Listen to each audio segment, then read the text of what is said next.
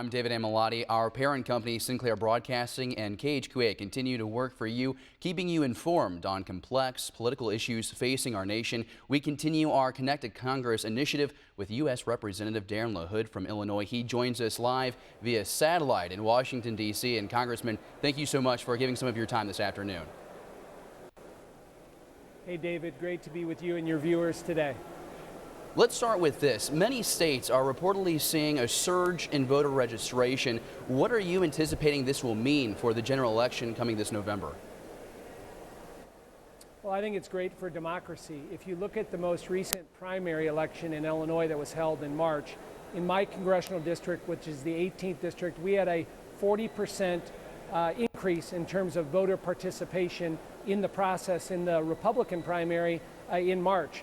I think that what that shows to me is people are participating, they're active, they're engaged in our elections, and I think that's a good thing for democracy. The more people we can get involved, the better. I'm a strong proponent of having people involved in the process at all levels, whether that's at the local level, the state level, or the federal level. Obviously, we have a very important presidential year. The more people we have involved, the better. And I'm going to continue to encourage people to get registered, to get out and vote and participate. Now, you recently had some legislation passed out of the Science, Space, and Technology Committee. If passed, it would update and improve legislation from 1991 that coordinates federal research and development. How is this going to help Illinois? Yeah, well, I serve on the Science and Technology Committee, and the legislation that I sponsored and got through committee yesterday that will go to the House floor here in June, really what it does is it updates and modernizes our computing, our software, and our networking systems at the federal level. And within this particular bill, it will manage about $4.5 billion of research, networking, computer, and software. And a couple things that we'll focus on primarily. There is a lot of duplicative research and development that goes on at the federal level. So working with all of the different agencies, how do we make our computing system more effective, efficient, and accountable to taxpayers? That's really what this will do. And so it's a bipartisan bill. We had broad support on both sides of the issue. I would just give you one application in Illinois. There's a supercomputer based at the University of Illinois called the Blue Water Supercomputer. It is a technological, accomplishment, and really one of the most supreme supercomputers that we have around this country. But that now is a system that funds lots of applications in the private sector, in government, has lots of research and development as a part of it. Caterpillar uses the Blue Water Supercomputer for a lot of their innovation they do and a lot of their simulation. Western Illinois uses it for a lot of their research. Again, this particular bill is going to look at how we take those applications, how do we make them applicable to the private sector when it comes to cybersecurity, when it comes to innovation. So I was proud to get this bill out of committee. I'm going to bring it to the House floor in about 2 weeks. I'll be supporting it there, and hopefully we can get it over to the Senate and get it passed. And again, it will look out for the taxpayer money that goes into these programs at the federal level, again, to try to figure out how we can bring some of these applications to the private sector, to the people out there, and also protect our cyber entities that we have in the federal government.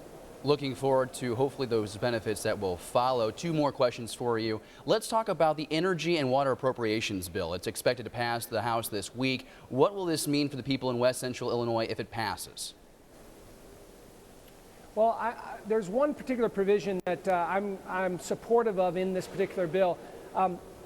This will stop the implementation of what's called the waters of the U.S. So the Obama administration, through the EPA, wants to regulate farmers and particularly water on farmers' land. So whether that's a stream or a puddle or a creek or a pond on a farmer's land, the Obama administration wants to regulate that. From my point of view, I think you pass a law or a rule when there's a problem that needs to be fixed. I have one of the biggest ag districts in the entire country. Farmers are absolutely opposed to the Obama administration implementing the waters of the U.S. This is something that we need to stop. It's going to affect and regulate farmers that don't need to be regulated.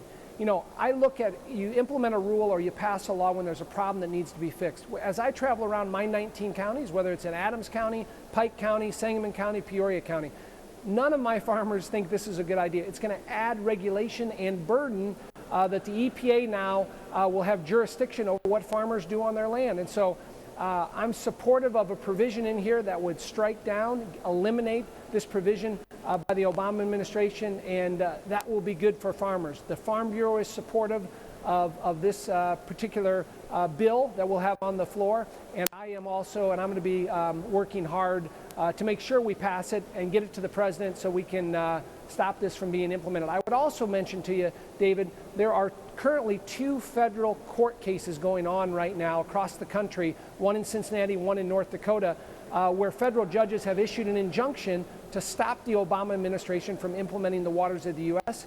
This is an example of this administration arbitrarily, unilaterally doing this through executive order, not bringing it through the legislative process. We're trying to change that, and I look forward to being successful in doing that.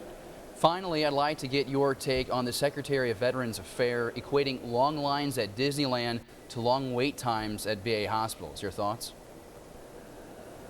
Oh, well, I was appalled when I heard the comment from the Secretary of Veterans Affairs to somehow compare waiting in line at Disney World to waiting in line at the VA. I think it was completely inappropriate. It was absurd to make that comparison. There is no comparison to what our veterans have done in this country, what they've sacrificed, and unfortunately the lines that they've had to wait in to do that. And so I was ashamed that our government would be engaged in that type of language.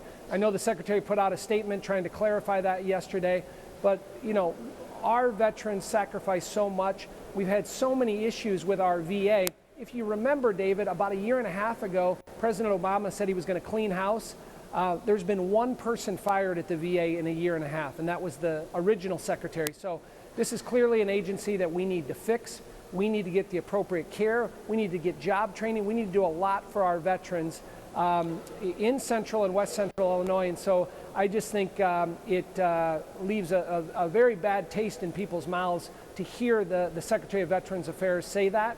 And we have to focus on how we help our veterans, how we get them the health care they need, how we get them the access they need, and that doctor-patient relationship, particularly our veterans coming back from Iraq and Afghanistan. And I would just tell you, we passed a bill on Monday of this week that will help with our veterans that have home care. They'll now have the ability, for instance, in Quincy, under this bill, they could go to the Quincy home for veterans there and get further counseling, further treatment. This just passed the House this week. It'll go over to the Senate, but I'm hopeful we'll get that done. We have to continue to look for ways, creative ways, to help our veterans at all different levels. Congressman, thank you so much. We greatly appreciate your time today. David, great to be with you and your viewers. Thank you.